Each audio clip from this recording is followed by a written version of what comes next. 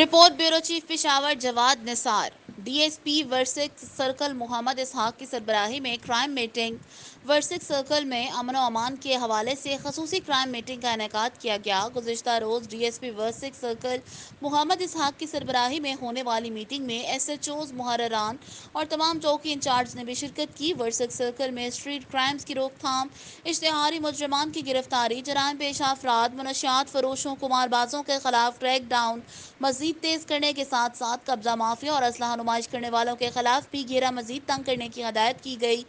D S P Warsak Muhammad Ishaq نے زیر التوا کیسز کو جلد از جلد ٹریس کرنے اور ملوث ملزمان کو منطقی انجام تک پہنچانے کی ہدایت کی۔ انہوں نے کہا کہ ورسک ایریا میں شہریوں کی سہولت اور امن و امان کو برقرار رکھنے کی خاطر پولیس گشت میں اضافے، اسپیشل ناکہ بندیوں کے ساتھ ساتھ تمام تر توانائیاں بروئے کار لائی جا رہی ہیں۔